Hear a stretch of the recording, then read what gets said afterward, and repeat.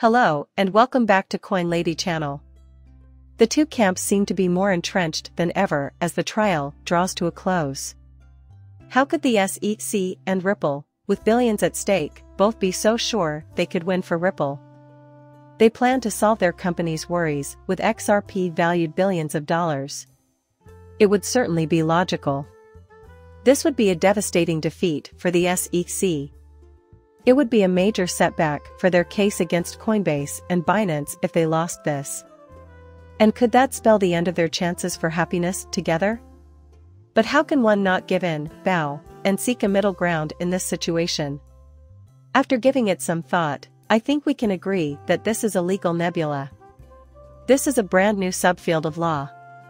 However, I believe that the administration is mostly to blame for the SEC's aggressive stance on this problem and the rest of crypto enforcement, including the actions against Coinbase and Binance. They are hostile to cryptography. We've got Elizabeth Warren who just won't stop banging the drum for war. Not that she gives a damn either. She doesn't give a hoot if you YOLO and spend all your money. All the donations and other such sources provide that. Neither President Biden nor the rest of the administration is fond of cryptography. And I believe the SEC was just attacked here. Just keep your head down and attack head-on. Make an effort to pursue crypto firms. And that is just what we are witnessing now. The SEC, without a doubt, has several facets. It's possible that they're reptilian. They might even be dishonest. They employ deceitful methods, but they are not naive. Like Ripple, they are assuming they have at least some shot of success here. They need not achieve uniform victory. One small success would suffice, for example, if they could point to Ripple's early sales or some other aspect of the company's behavior and say, hey, at least we got fines and penalties, they would feel vindicated. Taking a chance on it could be fun. I doubt they want to be portrayed as reaching agreements or settling with cryptocurrency firms. It seems that isn't happening at the moment. You know me, I figured this would end up settling from the start since that's how things have always worked when we look back in history. You've had EOS and other legal issues, and in the end, you only pay nominal fines. This is a new setting with a different goal. Now, what works in our favor is that a judge will issue a very open judgment, from which we can extrapolate to the rest of the crypto world. Now, it's not that this ruling will be followed by every court in every jurisdiction at every level. I'm not claiming that, but from what we've seen, the odds aren't great that you'll get a better judgment. Many of these trials have gone in our favor. Now, just because you win a hearing doesn't mean you'll win the war, but she seems eager to get down to brass tacks here. Certainly up to this point. We must wait to observe the outcome of that decision. But so far, she's been extremely impartial. Ripple has fought valiantly. To be honest, I doubt you can do any better. I'd be thrilled with a decisive verdict ordering the judge's removal. What was Howie talking about, exactly? Commercial aims. That's the Howie way of thinking. You can't sneak stock distributions in under the radar with legal agreements. But I believe we will receive a very fair judgment from which we can proceed with confidence. Today's market reaction to news that the SEC has approved the first Bitcoin futures ETF with leverage was overwhelmingly bullish. This is yet another derivative product. We're still waiting for the spot Bitcoin ETF, but in the meanwhile, this will provide Bitcoin investors more leeway. This futures offering allows them to do so at this time. The first leveraged Bitcoin futures exchange-traded fund was approved by the U.S. Securities and Exchange Commission on Friday, according to the article. 2 times the Bitcoin volatility exchange-traded fund. That's a lot of stuff, right there. The official Bitcoin release date is set for Tuesday, June 27th. Therefore, the current atmosphere is quite dangerous. There are lawsuits popping up everywhere. But the SEC is getting certain things approved, not the items we want, but those that I believe will be available in the near future.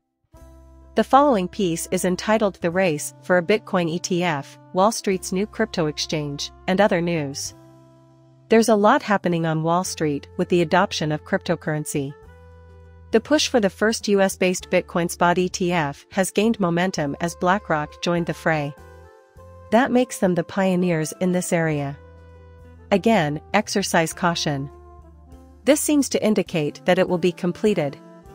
BlackRock Fidelity, they will ultimately succeed in their goals. Just watch the timing carefully. What does this signify for the initial application? BlackRock, on the other hand, has a stellar history. Normally, they are successful in having their applications granted. Don't think your only option is the moon. But no, it actually is occurring, and now seems like the ideal time for it. If you're going to make a change today after experiencing the uncertainty of a more conventional exchange, think of your FTX as a journey. The Georgian currency is rapidly devaluing. Everything gets wiped out completely. At such a time, investors might enter the market and reassure customers that their capital is secure. Put your money where your heart is. They foresee a huge market need. The BlackRocks and the Fidelities may be relied upon. That's the selling point, and it's going to resonate with a wide audience. Those who aren't planning to make any chain-based use of the asset, but do want exposure. It will have a tremendous impact. Despite the continuous crackdown on the cryptocurrency industry, the report continues by saying that BlackRock's initiative appears to have breathed new life into the competition. In a moment, we'll be discussing just that point. Citadel Fidelity, Charles Schwab, and a brand new exchange all underpin the markets we witness. This has led many to speculate that we may have reached the end of the road for cryptocurrency. It turned out to be a hoax, after all. Quite the opposite is true. The major actors are finally confirming your suspicions. They don't dabble in asset classes suitable just for novices. They see where we're headed, and they want to get in now to grab as much of the market as possible before we get there. And I think you sick the SEC on the existing crypto companies, the Binances, and the Coinbases, to cripple them in some way is part of that approach. When their wealth is decreasing due to a bad market, this comes at the perfect time.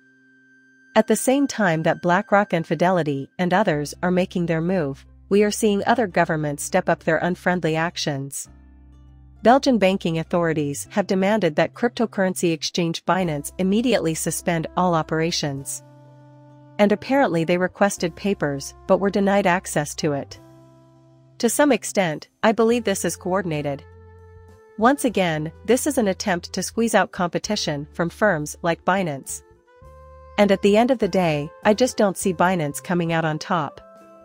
They've just accumulated a huge fortune. They seemed like the kind of people who would put up a serious fight. They intend to use it immediately. However, a large-scale takeover is certainly possible in the future. How much suffering they can take is anyone's guess. But it wouldn't shock me if the Binance empire was split up among the big financial actors out there. According to the most recent report, the SEC appears to be acting in a fair manner.